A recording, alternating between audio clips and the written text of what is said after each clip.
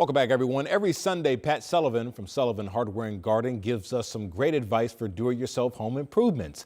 Today, he's talking all about poinsettias. Well, we are now just a couple days from Christmas.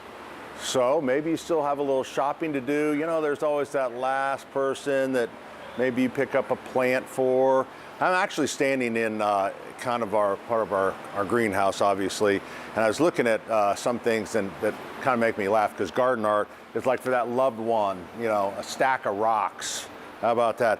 Stack of rocks, that says how much I love you. You can at least get one like a heart, you know, a heart of rocks. But anyways, poinsettias, a lot of times, you know, it's you either get them for decor, you're taking them to Christmas dinner, whatever it is, it's a nice, easy gift. The poinsettia originally came here from Mexico. So in the 1800s, we had an ambassador from the United States to Mexico, whose name was Poinsett.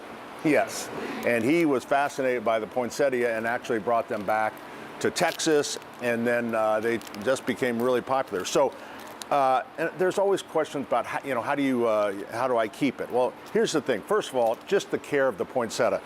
When it's sitting in this sleeve, the worst thing you can do is let it sit in there, because when you water it, the water drain is right there. So always cut a little hole in that foil, and then get a tray right there. That's number one that you can do for it. Keep it out of the heat.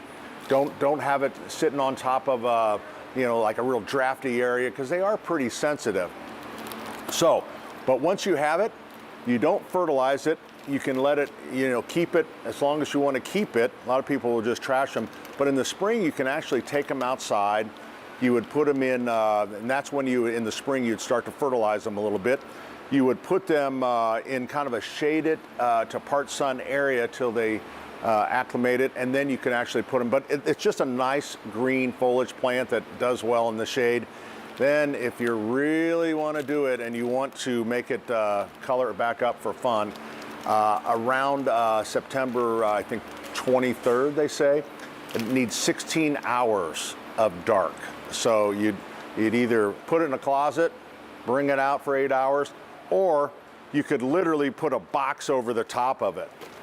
So, as you can see, that's why not too many people, but some people want to do it as a hobby. So you can certainly do it, but just remember you have Ambassador Poinsett to thank for the poinsettia. But there's other things too in the garden centers that are around, like just regular, that make a nice, a cyclamen, make a nice little gift if you want something. And if you're, a lot of people are, quite honestly, are a little sick of poinsettias, but they're beautiful, they're easy. A Christmas cactus is another one that's really popular, and it is a cactus, but it tends to bloom around right before Thanksgiving to Christmas, thus the name Christmas cactus, and then the rest of the year is just a cactus. And these things sell, so you might have a hard time finding them. I know we're starting to run out of them. So enjoy the holidays, and just remember, cut that foil so the poinsettia will live.